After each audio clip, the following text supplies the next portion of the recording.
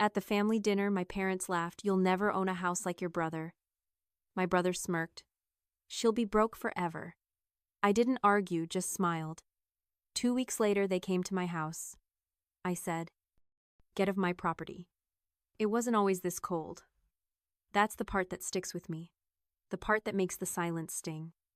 I remember growing up in that big house in North Hills before the tension set in the house was just loud. It was loud with laughter. I have these fragmented memories of camping trips at Falls Lake piling into our old, slightly rusty van. The air always smelled like damp earth and pine. My dad, Gregory, would be at the front, map unfolded, planning every trail with military precision. My mom, Patricia, would be handing out snacks, worried we hadn't packed enough. My brother Logan was 4 years older, and back then he was my hero. He was the one who taught me how to properly skip a rock, how to make it jump 4 or 5 times across the water. He'd sneak me extra marshmallows for the fire when Mom wasn't looking. We felt like a team back then. Unbreakable. I don't know when it changed. Maybe it was gradual, but it felt like a switch flipped the day Logan got his acceptance letter to law school. Suddenly my parents' world narrowed. It focused entirely on him. Their eyes would light up when he talked about his classes. "He's going to make something of himself," my dad would say, his voice booming with this deep, resonant pride. A pride I'd never heard him use for me. I was proud of him too. At first. Then it was my turn to talk about the future. I sat them down in that same living room and told them I wanted to study fashion design. The silence that followed was heavy. It was a cold, disappointed silence. "That's a hobby, Kelsey, not a career," my mom finally said. Her voice wasn't angry. It was sharp, brittle. Like I'd just broken something valuable. My dad just shook his head. "Be practical," he said. "Look at your brother. Think about business school." I thought I could prove them wrong. I thought if I just worked hard enough, if I showed them my sketches, my passion, they'd eventually come around. They didn't. Every phone call home from college became a performance. I'd listen for 10 minutes about Logan's top grades, his summer internship at a prestigious downtown firm, his perfect LSAT score. He was their golden boy. When he graduated from law school, it was like a state holiday. They rented out a private room at the most expensive restaurant in Raleigh. They invited half of North Hills. I was there clapping until my hands ached, smiling until my face hurt, but feeling completely invisible. The following week, they bought him a new car. A graduation present. A sleek black BMW. My dad co-signed without blinking. When I landed my first big internship at a local boutique, a competitive spot I had fought for, I called home, my voice shaking with excitement. My mom cut me off. "Oh, that's nice, dear. Listen, I have to tell you, Logan just passed the bar exam on his first try. Isn't that amazing?" I just swallowed the knot in my throat. "Yeah, Mom," I whispered. That's great." I hung up the phone and didn't call them back for a month. That divide only grew wider. The comparisons never stopped, and they were always public. I remember winning a regional design award in my senior year of college. It was a big deal for me. I'd stayed up for 3 weeks straight, fueled by coffee and sheer willpower, working on that portfolio. I brought the small crystal trophy home with me, hoping just this, once it would be enough. My dad glanced up from his newspaper. "Good job," he mumbled. Then literally in the next breath, he turned to my mom. "Patricia, did Logan mention what the closing bonus was on that condo downtown? He's really moving up." The trophy in my hands suddenly felt heavy and stupid. I quietly put it back in my bag and never mentioned it again. I stopped trying after that. I stopped sharing. What was the point? For years I couldn't understand it. I kept thinking, what did I do wrong? Why was I the broken one? Why was everything I loved just a hobby or a failure, while every move Logan made was a triumph?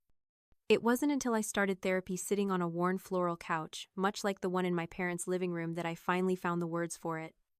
It's a real psychological pattern. It's called the golden child divided by black sheep dynamic. My therapist explained it. My parents needed a golden child. They needed Logan to be their mirror, the reflection of the success and status they craved. He was their proof that they had done everything right. But in that kind of family, if there's a winner, there always has to be a loser. They needed a black sheep. They needed someone to absorb all their disappointment, their anxieties, their own unfulfilled dreams. That was me. I wasn't a daughter. I was a role. I was the artistic one, the dreamer, the one who wasn't practical. It was easier for them to cast me in that part than to actually see me. Once I understood that, everything clicked. All the resentment just dissolved. It wasn't about me at all. It was about them. And that brings me back to that dinner, to that smile. When my brother looked across the table, his eyes flat and bored, and said, "She'll be broke forever," I just smiled. That smile wasn't weakness, it was armor. There's a concept called learned helplessness, but I prefer to call it strategic survival. I had learned over 29 painful years that arguing was pointless. Fighting back only made me the problem. Crying only proved I was too dramatic. So I built a shield. My silence became my power. My smile was the invisible chain of the survivor. It was the one thing they couldn't criticize. The one thing they couldn't take from me. They thought my smile meant I agreed with them. They thought it meant I was defeated. They had no idea that behind that smile I was holding a multi-million-dollar secret. A secret that was about to change everything. Here's the truth they never bothered to see. My little fashion hobby wasn't a hobby. It was an empire.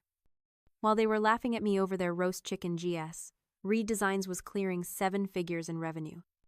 My family saw my small rented apartment in Raleigh and saw failure.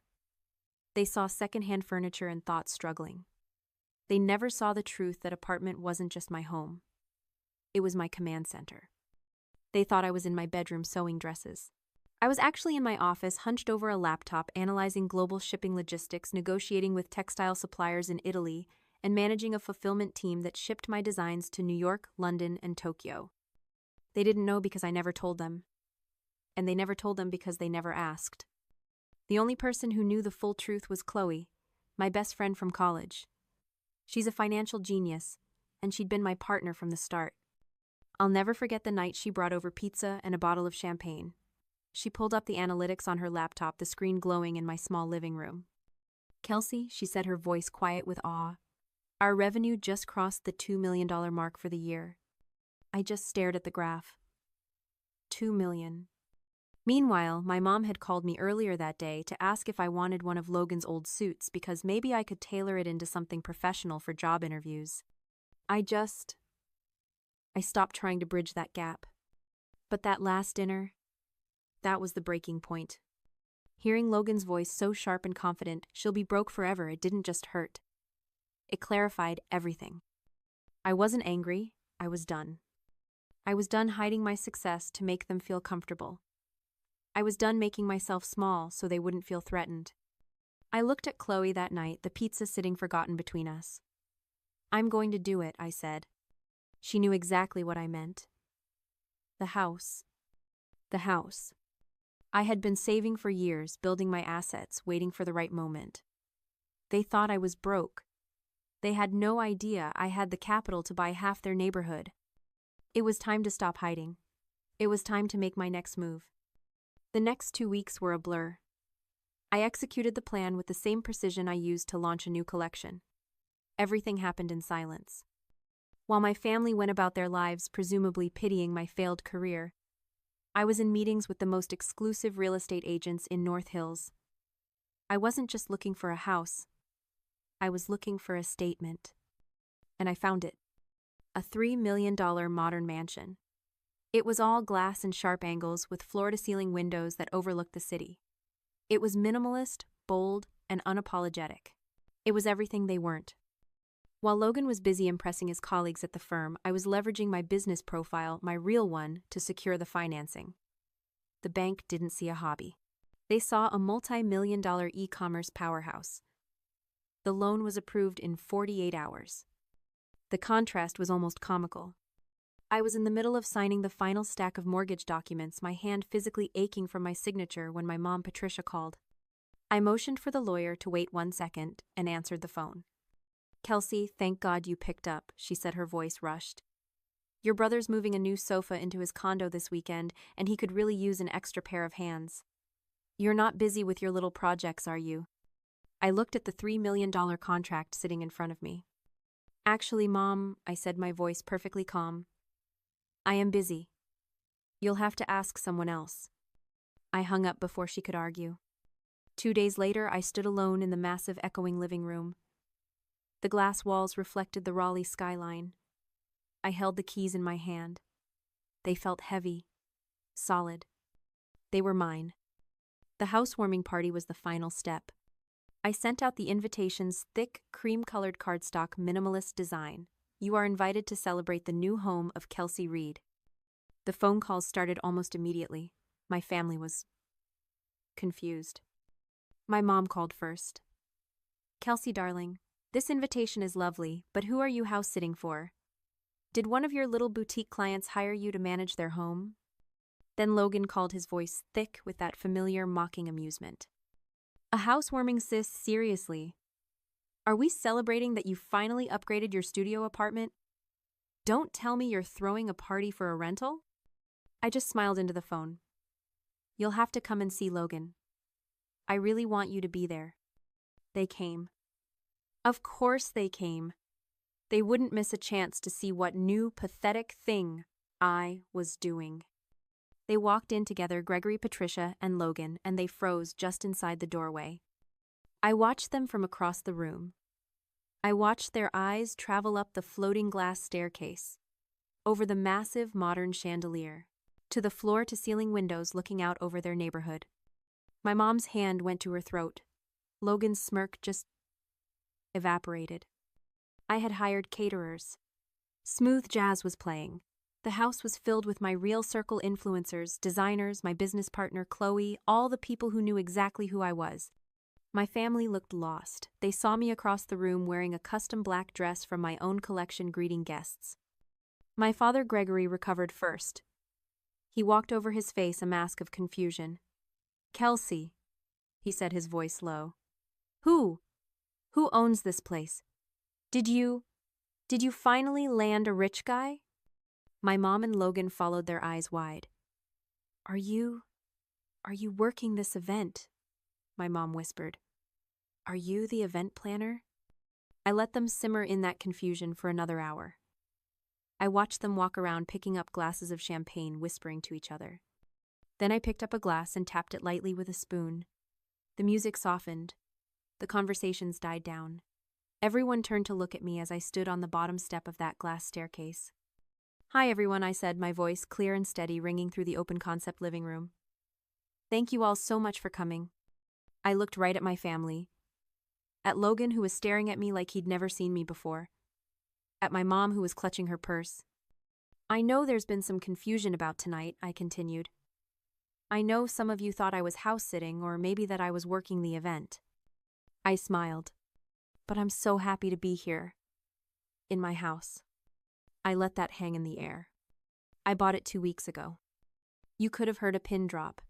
My mom's face went completely white. My dad just stared. Logan looked like he'd been physically struck. I'm sorry, Logan stammered, his voice cracking. You, what? My little fashion hobby, I said, raising my glass to him. It turned out to be quite practical after all. For a few weeks, there was just silence. The party had sent a shockwave through my family, and the fallout was a deafening quiet. I didn't hear from any of them. No angry voicemails, no texts demanding an apology. Nothing. I was fine with that. I poured myself into my work, into my new home. I'd sit in my glass-walled office sketching new designs, watching the sunset paint the Raleigh sky, and for the first time in my life, I felt at peace. I was breathing air that wasn't thick with judgment. Then one Tuesday afternoon, the intercom at my front gate buzzed. I wasn't expecting anyone. I looked at the security feed and my stomach clenched. It was them. Gregory, Patricia, and Logan. My father, my mother, and my brother. They weren't angry. They looked broken. My father's shoulders were slumped. My mother, Patricia, was visibly trembling, her hand clutching his arm. Logan, my golden boy brother, looked hollow. His usual arrogance was gone, replaced by a gray, sickly pallor. Curiosity more than anything made me buzz them in. They stood in my enormous marble entryway, looking small and out of place. Kelsey, my mother started, her voice a dry whisper. We need to talk to you. We're in trouble, my father said, his voice flat. He wouldn't meet my eyes. I just waited, my arms crossed. It was an investment, Logan muttered, staring at my hardwood floors. A tech startup. It was a sure thing. Everyone was in on it. He lost everything, my mother cut in, her voice cracking. He lost all of it. I don't understand, I said. What does that have to do with me? My father finally looked up, and the shame in his eyes was staggering. We backed him, he said. We co-signed the loans. We leveraged our house. The house in North Hills. Of course they did. They had always backed him. They had always bet on the golden boy. The bank is calling in the debt, my mother continued, tears now streaming down her face. They're foreclosing. We're going to lose the house. We're going to lose everything. And then it came. The real reason they were here. Kelsey, my father said, taking a step toward me. You're doing so well. This house. We know you have money. You're the only one who can help us. I just looked at them. The three people whose approval I had craved my entire life. The people who had defined my worth by my perceived failures. In my mind, I was right back at that dining table. My mother's laugh, you'll never own a house like your brother. My father's dismissal, stick to your little fashion hobby, Jillian. And Logan, his sharp cutting smirk, she'll be broke forever. They weren't asking for help.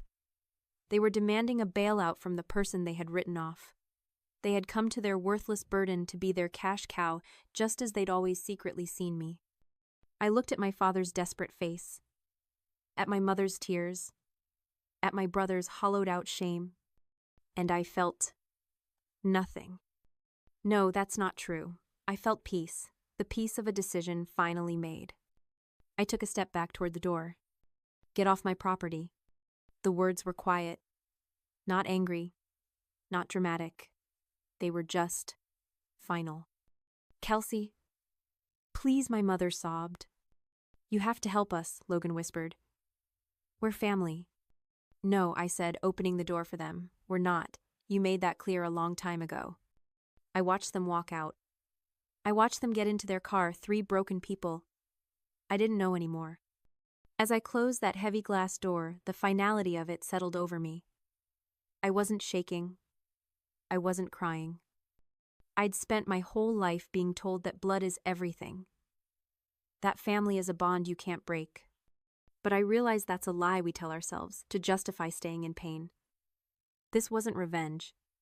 I didn't feel any joy in their ruin. This was self-preservation. My home, my success, my peace, these were things I had built not from spite but for survival. This house was my boundary made of glass and steel. I finally understood that you have to be willing to cut ties with the people who hurt you, even if they share your blood. You have to be brave enough to let go of your bloodline in order to finally find yourself. That day, I wasn't the broken daughter anymore. I was just free.